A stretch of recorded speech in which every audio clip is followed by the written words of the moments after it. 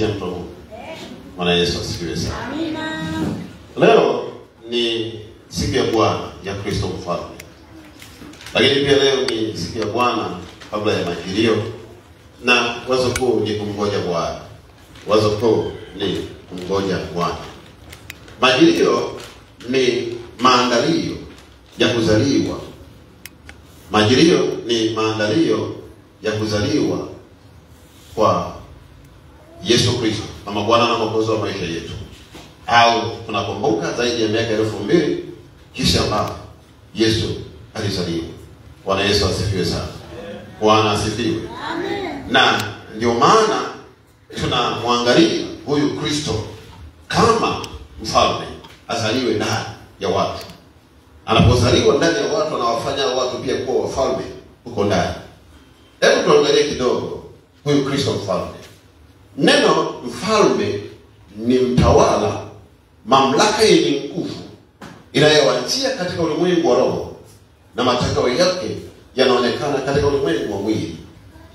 Neno mfalme ni mtawala, mamlaka yenye nguvu inayoanzia katika ulimwengu wa roho na matokeo yake yanaonekana katika ulimwengu wa mwili. Bwana Yesu asifiwe sana. Yohana sura ile ya 18, Yohana sura ya 18 na mstari wa 36, mstari wa 36 anasema maneno haya.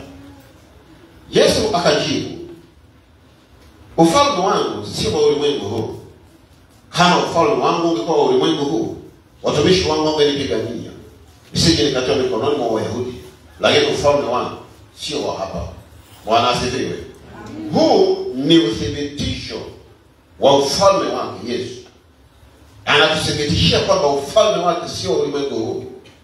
Na kama ufalme wake ungekuwa wa ulimwengu huu, anasema watumishi wake wangempigania. Maana yake utumishi wake unaanzia roho, ufalme wake unaanzia roho. Ungeanzia mwilini ufalme wake, basi watumishi wake wangempigania. Na nisikia mtu wa Mungu anachokwambia. Bwana asifiwe sana. Kwa hiyo ni uthibitisho, yaani kwa ni maneno ambayo Yesu alikuwa anaongea na Pilato baada ya kukamatwa kwake. Walipompeleka kwa Pilato, Pilato akataka kujua kama yeye ni mfalme wa Wayahudi, na Yesu akamwambia, wewe umesema, sio mimi nimesema. Na anafika mahali anamwambia ufalme wangu sio ulimwengu huu. Anamthibitishia kwamba ufalme wangu si kama ufalme wako. Wewe unatawala katika mwili, lakini ufalme wangu uko katika roho. Tunaenda pamoja watu wa Mungu. Bwana Yesu asifiwe sana. Sasa unapoona watawala huko duniani, unapoona marais, unapoona wabunge, unapoona na viongozi wengine huko duniani na kadhalika, wameanza katika ulimwengu wa roho. Menisikia mtu wa Mungu anachokwambia. Uongozi wowote unaoona duniani, uwe ni uongozi wa rais, uwe ni mbunge, uwe ni mfalme yoyote anayetawala katika dunia yoyote, ufalme wake na uongozi wake umeanza katika ulimwengu wa roho. Sasa ili ushinde, ili ushindane nao, inategemea una nafasi gani katika roho, katika ulimwengu wa roho. Inategemea una nafasi gani. Bwana asifiwe. Ni nafasi hii uliyokuwa nayo. Na ndio maana wako watu wanapotaka vyeo katika taasisi yoyote, hiyo ni katika nchi, hiyo ni katika kanisa, mahali popote, kuna watu wanaenda kutafuta msaada mahali pengine ili apate nafasi ya kuwa mtawala. Wapo wanaoenda, sio wote, lakini wapo wanaenda. Kuna wengine wanamtegemea Mungu kwamba atawapa hiyo nafasi. Bwana Yesu asifiwe sana. Bwana Yesu asifiwe sana. Na sasa hivi imefika hata katika kanisa, watu wanapotaka kuwa wazee wa kanisa, wako wengine ambao wanaenda kwa waganga wa kienyeji ili wapate nafasi ya kuwa mtawala kwenye kanisa. Menisikia mtu wa Mungu anachokwambia. Bwana Yesu asifiwe sana. Bwana Yesu asifiwe sana. Sasa mara nyingi sana Bwana anawaambia Wakristo wengi kwamba tuko duniani hapa, lakini mambo yanayoendelea katika ulimwengu wa roho wengi hawajui, wanayaona ya kawaida. Chochote unachokiona kinaanza katika ulimwengu wa roho, hakianzi katika ulimwengu wa mwili. Hata kuumwa kwako unaanzia roho, kupigwa kwako unaanzia roho, mateso unayoyapata yanaanzia roho. Nani aliyekaa kwenye nafasi? Nani ana hiyo nafasi? Menisikia mtu wa Mungu. Wewe unaona unakuta viongozi wana pete zaidi ya moja. Anavaa pete, anavaa pete, kumuulize yeye. Lakini anavaa. Bwana Yesu asifiwe sana. Bwana Yesu asifiwe sana. Ngoja tuangalie mambo machache. Na mimi natamani Mungu anisaidie niseme tu kidogo. Niseme tu kidogo ili kule mwisho kuna mambo machache nataka niyazungumze. Jambo la kwanza ambalo nataka nizungumzie asubuhi hii, litakusaidia wewe lakini pia litanisaidia mimi mwenyewe. Jambo la kwanza, kanisa ni mfalme. Jambo la kwanza ambalo nataka nilizungumze, kanisa ni mfalme. Ufunuo wa Yohana sura ile, Ufunuo wa Yohana na sura ile ya kwanza, sura ile kwanza, kuna maneno mazuri yako hapa. Ufunuo wa Yohana sura ile kwanza. Bila tusome hapa kidogo. Bwana Yesu asifiwe sana. Amina. Bwana asifiwe. Amen. Sura ya kwanza ya Ufunuo ule wa Yohana yako maneno hapa mazuri yanazungumzwa. Na haya maneno yanasema hivi. Tuanze mstari wa 4. Yohana kwa yale makanisa 7 yaliyoko Asia. Neema na iwe kwenu na amani zitokazo kwake yeye aliyeko na aliyekuweko na atakayekuja, na zitokazo kwa roho 7 walioko mbele ya kiti chake cha enzi.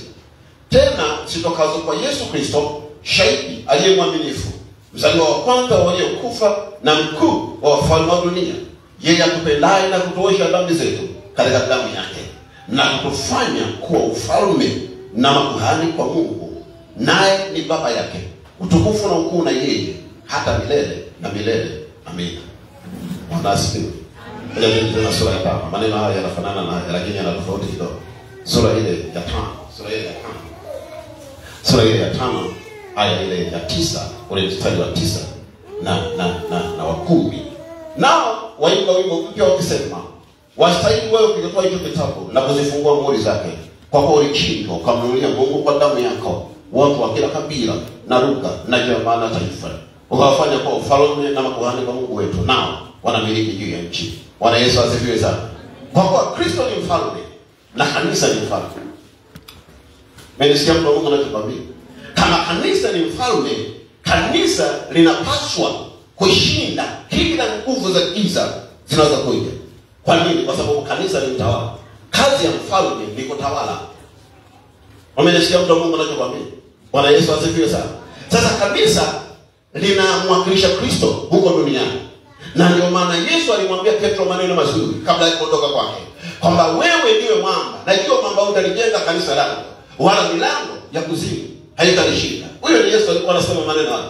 Kama anamwambia utalijenga kanisa langu wala milango ya kuzimu haitalishinda, maana yake kanisa linapaswa kutawala. Kanisa linapaswa kushinda kila aina ya vita inayokuja katika ulimwengu wa roho na inayokuja kutokea katika ulimwengu wa mwili.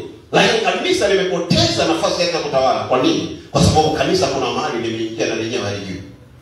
Sizungumzi dhehebu, mimi nazungumza kanisa. Mmenisikia mtu wa Mungu anachokwambia?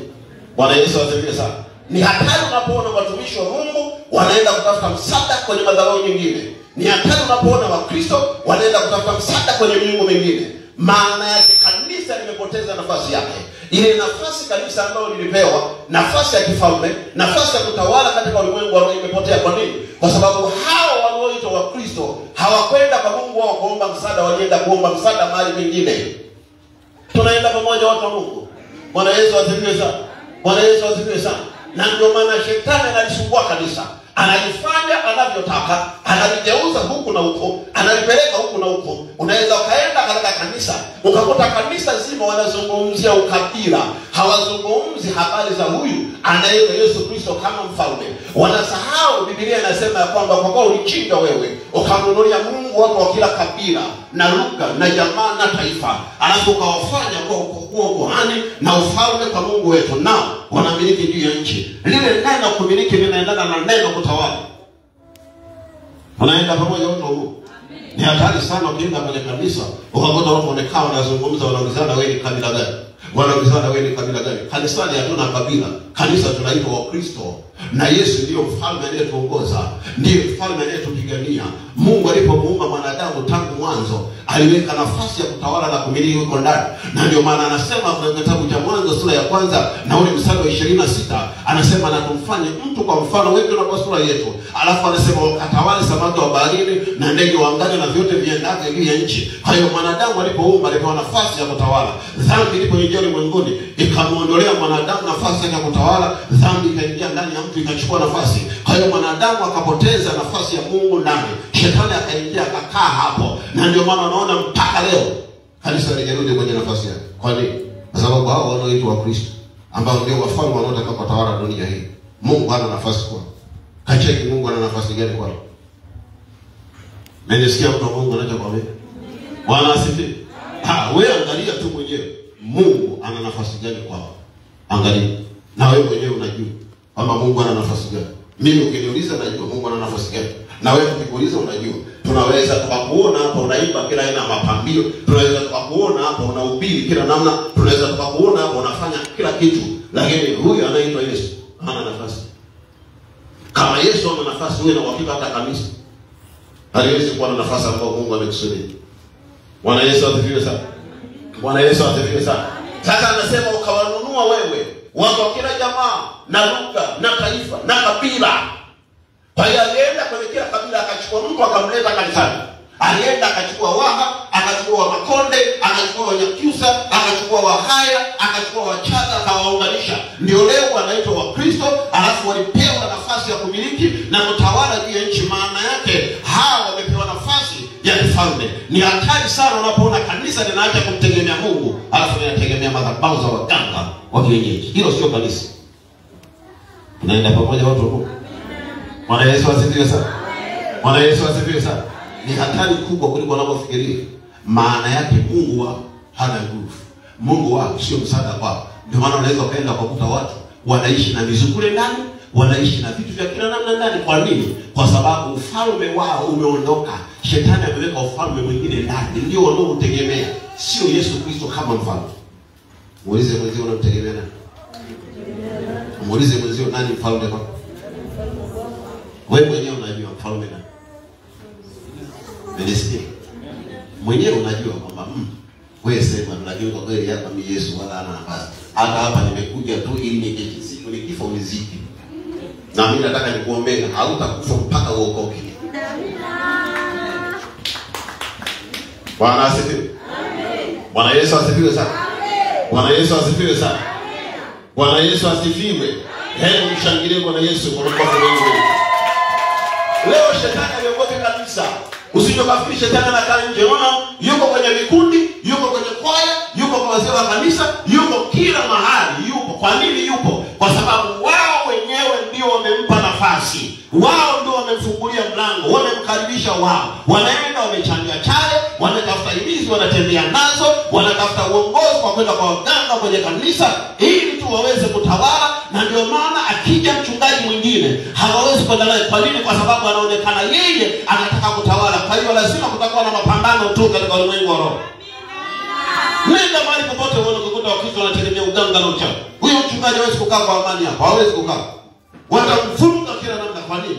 Kwa sababu kuna watu wako ndani ya kanisa. Wana tunguli zao, wana irizi zao, wana mikoba wanatembea nayo, wana kila kitu wanacho. Na wao ndio wanapotafikiri wachungaji kwenye hilo kanisa. Atahoje kila kitu. Atauliza kila kitu. Hata kama chema, atauliza. Na wakitembea wanatanuaga namna hiyo. Mbona anafanya mambo ambayo sisi hatuelewi? Wewe nani? Wewe ni Yesu. Wewe ni nani? Bwana Yesu asifiwe. Amen. Bwana Yesu asifiwe. Kama tunafanya kitu kinachompa Mungu tukufu, ni lazima tukifanye bila kukuuliza. Ni lazima tukifanye bila kukwambia. Kwa nini? Kwa sababu lengo ni kusimamisha ufalme wa Mungu. Tunatamani Yesu aonekane, watu wamjue Yesu, watembee na Yesu. Kama ni magonjwa yapone, kama ni matatizo yaishe, kama ni baraka za Mungu wazione. Kwa nini? Kwa sababu Yesu ni mfalme aliyekufa kwa ajili yetu. Na Biblia inasema kwa kupigwa kwake sisi tumepona. Amen. Ninashangaa sana na kuona watu wanategemea uchawi na ushirikina. Wanasifu. Amen. Wanategemea Yesu ana nafasi gani? Kwa tasnia mwingine anasema mume wangu akifa nitaishije mimi? Na atakufa. Si unaogopa? Usiishi kwa kumtegemea mume wako. Ishi kwa kumtegemea Mungu. Usiishi kwa kumtegemea mke wako. Ishi kwa kumtegemea Mungu. Ndio maana kifa na wewe unaweza ukafa kabla ya wakati wako. Kwa nini? Kwa sababu ukumpa Mungu nafasi. Umempa nafasi mume wako.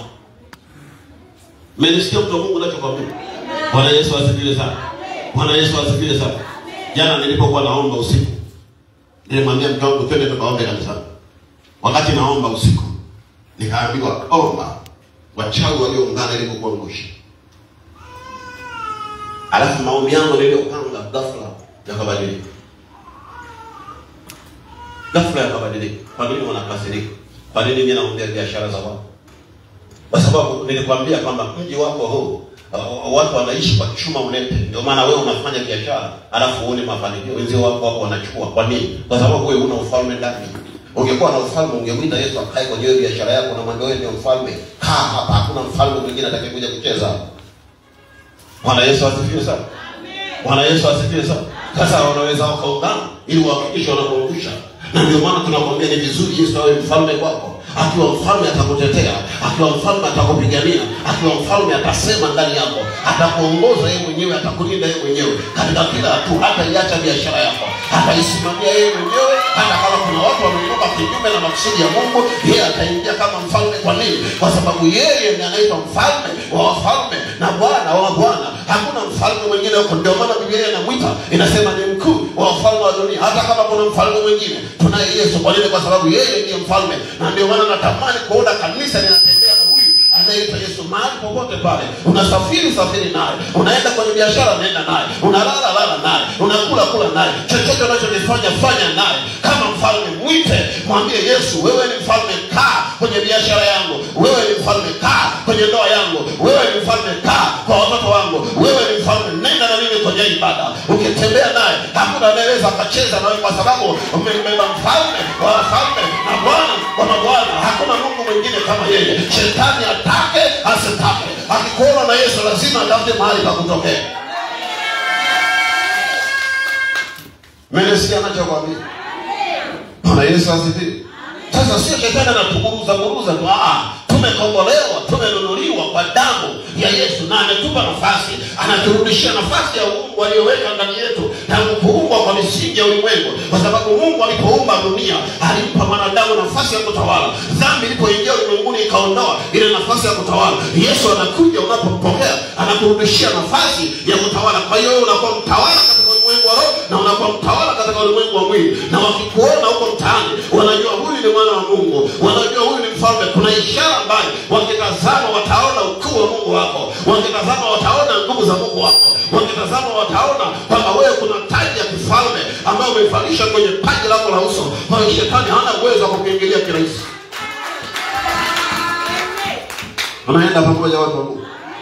Bwana Yesu asifiwe sana. Bwana Yesu asifiwe sana. Ni vizuri kanisa likamtegemea Mungu. Cheke maneno haya yanayosema, anasema alitununua kwa damu yake. Alafu angalia, akatufanya kwa ukuhani na ufalme kwa Mungu wetu. Cheke anachosema, na unamiliki juu ya nchi. Maana yake popote unamiliki. Bwana asifiwe. Amen. Bwana asifiwe. Amen. Sasa tuende jambo la pili. Jambo la pili, tamani sana Kristo azaliwe. Tamani sana Kristo azaliwe kama mfalme ndani yako.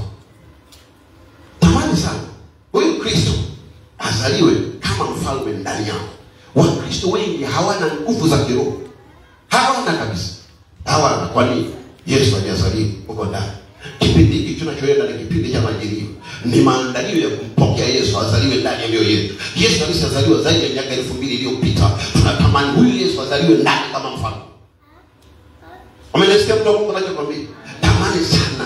Tamani sana huyu Kristo azaliwe huko ndani kama mfalme. Akizaliwa huko ndani kama mfalme, utaokoka. Bwana Yesu asifiwe. Bwana asifiwe. Isaya sura ile ya 9. Kitabu kile cha nabii Isaya sura ile ya 9 ule mstari wa 6 anasema maneno haya. Anasema hivi: maana kwa ajili yetu amezaliwa, tumepewa mtoto mwanamume. Angalia anachosema, na uwezo wa kifalme utakuwa begani mwake, naye ataitwa jina lake Mshauri wa Ajabu, Mungu mwenye nguvu, Baba wa milele, Mfalme wa amani. Ngoja nirudie maneno haya. Maana kwa ajili yetu mtoto amezaliwa, tumepewa mtoto mwanamume, na uwezo wa kifalme utakuwa begani mwake, naye ataitwa jina lake Mshauri wa Ajabu, Mungu mwenye nguvu, Baba wa milele, Mfalme wa amani. Bwana asifiwe. Bwana Yesu asifiwe. Nilikuuliza, narudia tena, Yesu ni nani kwako? Mimi sijui. Yesu ni nani kwako? Ni nani kwako? Kwa sababu Yesu anaweza kaja kwako kama fashion tu ya kutembea naye. Akiwa fashion ya kutembea naye watu kwa ile Kristo hana msaada.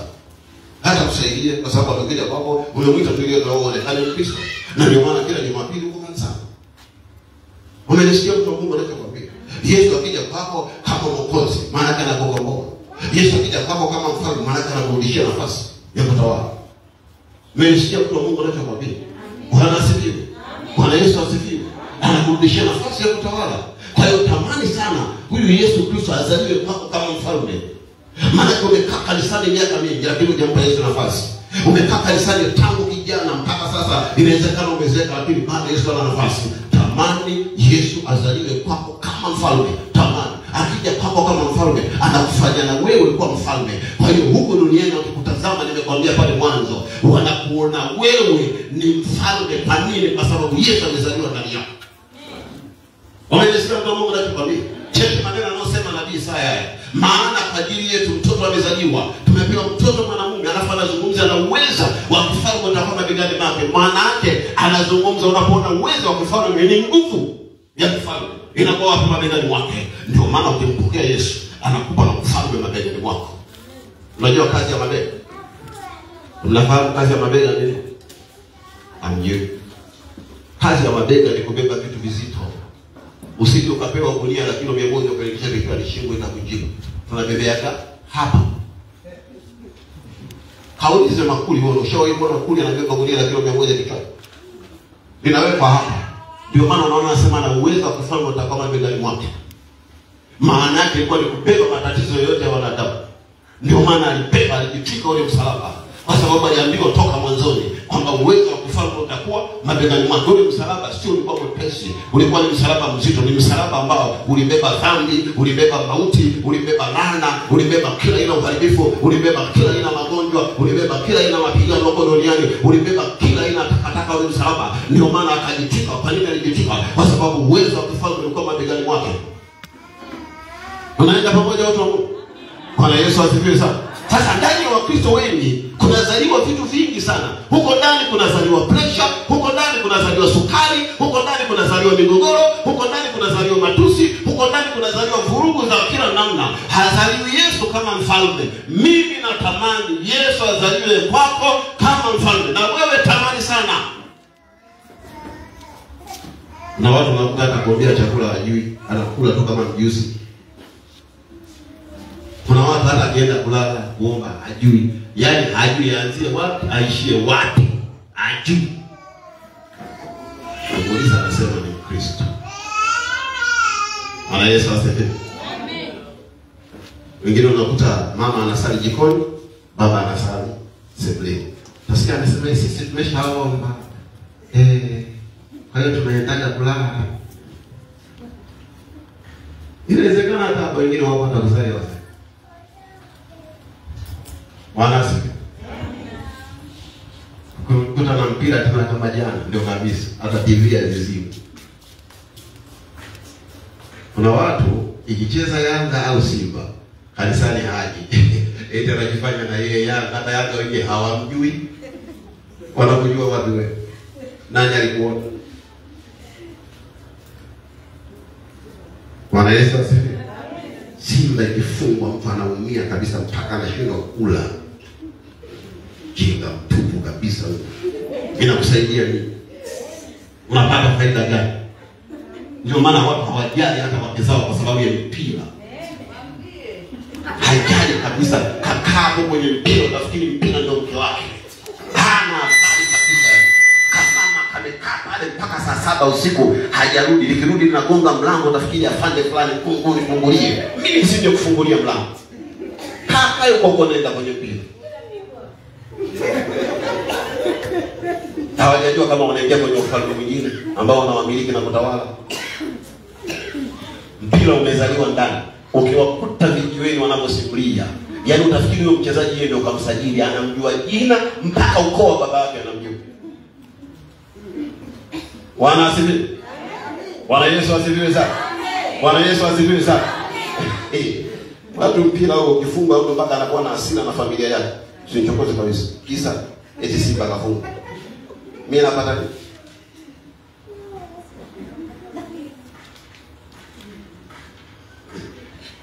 Mwapisaidie sana. Na watu siku Yesu atarudi atawakuta wako kwenye mpira. Biblia inasema mmoja atwaliwa, mmoja aje. Umekaa kwenye mpira, umetoa macho namna hiyo, unajikuta nyumba nzima uko peke yako.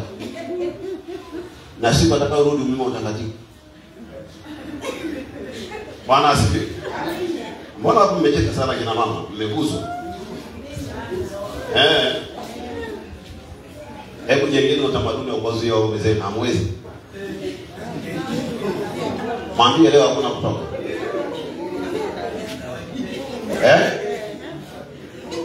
Mwambie leo hakuna kutoka, stop, nyuma geuka, mbele tembea, kaa hapa.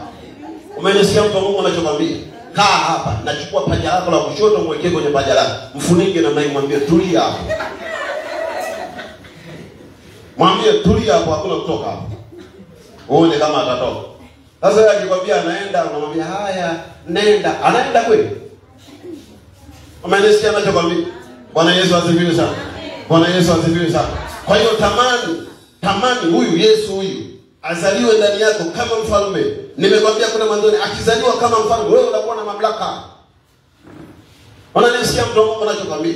Hautaogopa kuishi mahali popote. Utaishi hata kama mahali kuna wachawi. Utaishi hata kama mahali kuna waganga. Utaishi hata kama mahali kuna watu wabaya. Wewe utakaa. Kwa nini? Kwa sababu mfalme uliyempokea ni mfalme mwenye nguvu kuliko wafalme wengine wote katika ulimwengu wa roho na katika ulimwengu wa mwili. Yesu ndiye mfalme mwenye nguvu kuliko yoyote. Ukimpokea anakupa na nguvu za kushinda. Anakupa na nguvu za kupigana katika ulimwengu wa roho.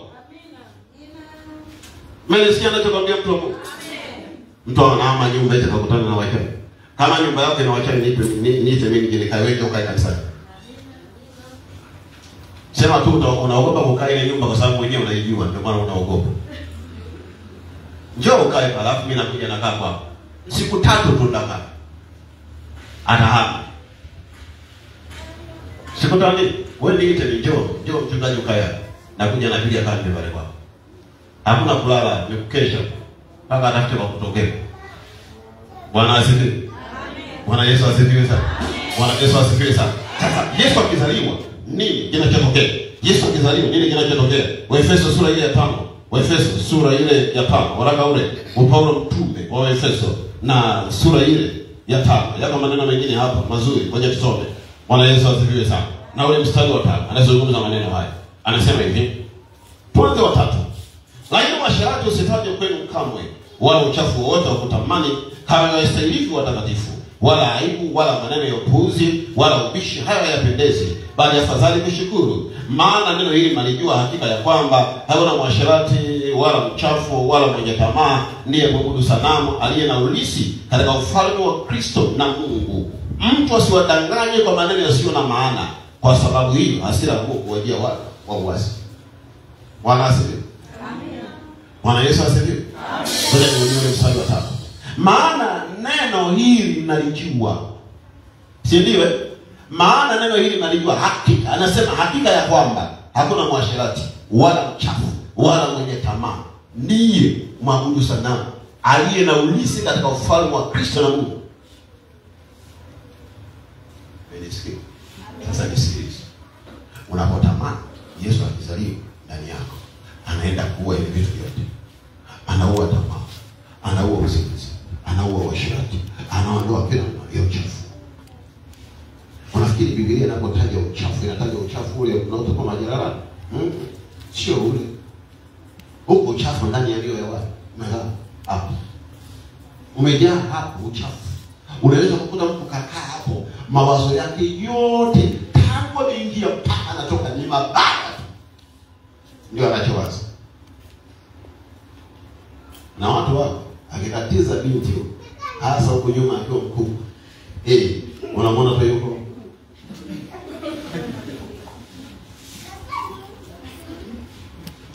Kinga mkubwa. Bwana Yesu asifiwe sana. Kuna watu wapo wana ndoa zao kabisa, lakini kujizuia hawawezi. Na mwenyewe anajua kabisa hawezi. Na mwingine unakuta umri wake ulishaendaga miaka 62 tena yeye anatafuta baby.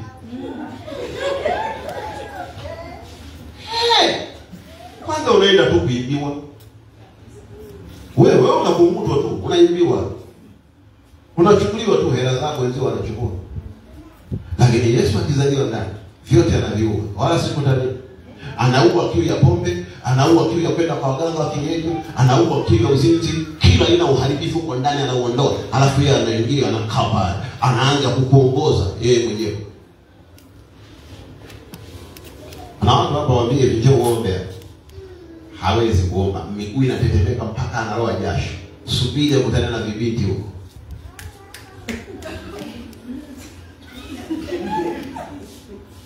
Anaita mito yote. Mwambie sema sala. Uone kama ataweza. Bwana asifiwe. Bwana asifiwe. Bwana Yesu asifiwe sana.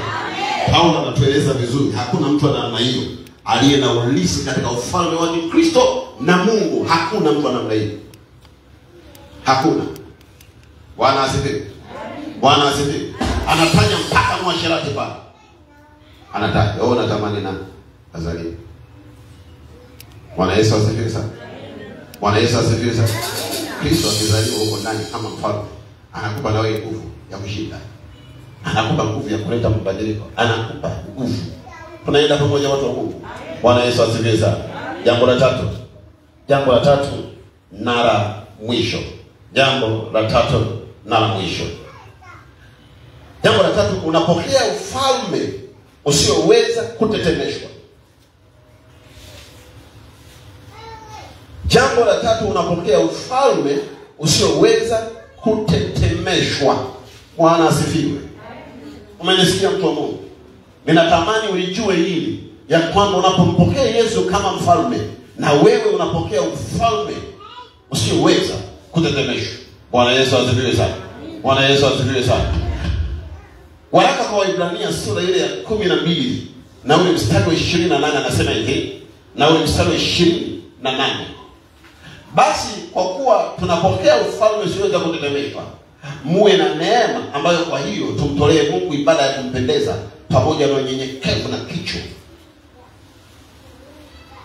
Bwana asifiwe. Amina.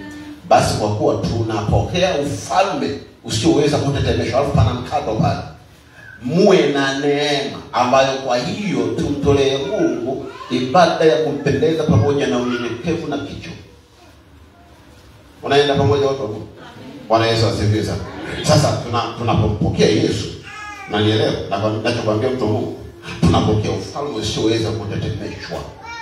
Kumbuka jambo hili, nimekwambia kwamba ufalme ni utawala. Kuna tofauti ya neno ufalme na mfalme. Hivyo ni vitu viwili tofauti. Mfalme unazungumza nafasi ya mtu. Ni kama vile unapozungumza rais wa nchi, halafu unapozungumza na rais.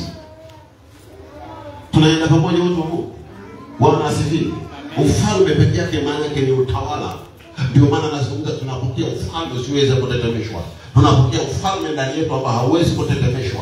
Kutetemeshwa maana yake ni sawa na kutichwa, kwamba hautatishwa na kitu chochote kwa huko ndani. Kwa nini? Kwa sababu tumepokea ufalme usioweza kutetemeshwa. Tunaenda pamoja watu wa Mungu? Bwana asifiwe sana. Bwana Yesu asifiwe.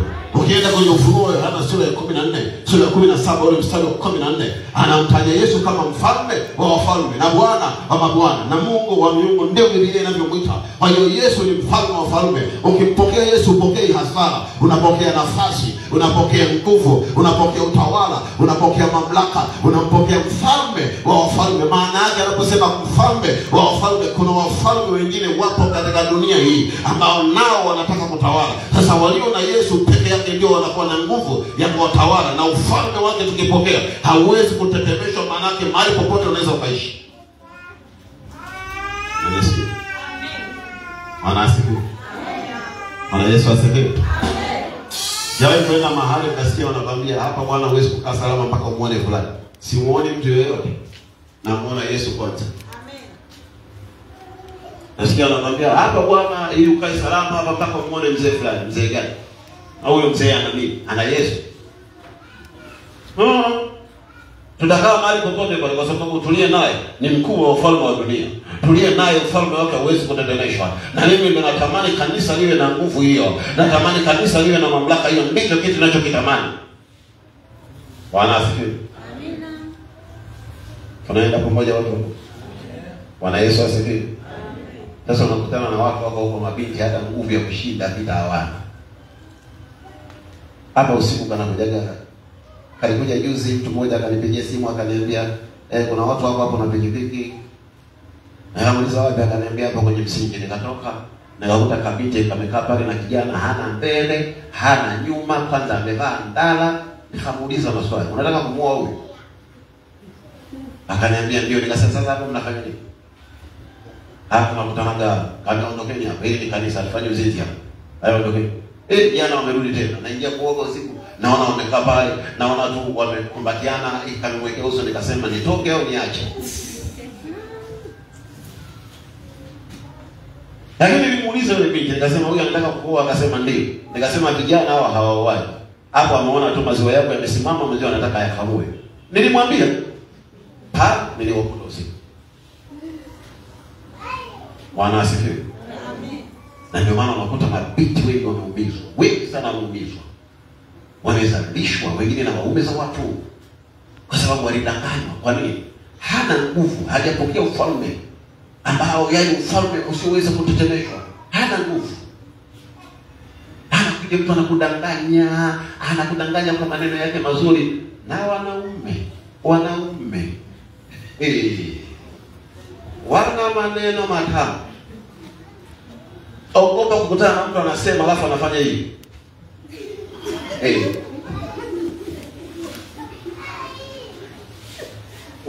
Unalambishwa maneno. Basi ndio unakuta mtu karejea kabisa mpaka anataka kudondoka. Anaanza kuchora chini, unamwona anachora. Sasa unamuuliza hapo chini unachora nini? Akishamaliza kuchora, unamwona hana uwezo wa kumwambia wewe nyuma geuka mbele tembea mimi sio wako, anza mbele. Baadaye unamwona akishafanya hivyo, unamwona wewe. Bwana asifiwe. Bwana Yesu asifiwe sana. Bwana Yesu asifiwe sana. Wakolosai sura ya 1 mstari wa 13 anasema naye alituokoa katika nguvu za giza, akatuhamisha na kutuingiza katika ufalme wa mwana wa pendo lake. Menisikia? Bwana asifiwe. Amen. Yepokea Yesu anakuhamisha kutoka wapi? Katika ufalme wa giza, anakuingiza katika ufalme wa mwana wa pendo lake. Ufalme wa mwana wa pendo lake ni ufalme wa kutembea naye, ni ufalme wa kukaa naye. Bwana Yesu asifiwe sana. Bwana Yesu asifiwe. Nilisema Jumapili ndio namaliza. Wewe mama umekaa, mimi nakufundisha na wababa wako hapa, jifunze kumwombea mume wako. Mfunge asiende nje, nakwambia ataenda. Tumia mamlaka leo kwa mfunge. Mfunge. Na mimi kuna siku nataka nije nifanye yale mazoezi tuliyoambiwa hapa. Nitaita kina mama wote ambao wanaona kabisa kama ndoa yake inamsumbua, na waambia njoo hapa mbele. Nataka kuomba maombi kwa paka wanaume BBC mtasi. Akienda kule nje, huyo hawala atawashwa mpaka aje akutafute. Tutafanya hapa maombi. Manga amecheza vya kutosha mpaka umekonda. Sasa tunataka akonde yule wa nje. Yesu mwizi. Tutafanya hapa maombi. Wewe subiri. Bwana asifiwe. Bwana Yesu asifiwe sana. Naomba usimame mahali ulipo.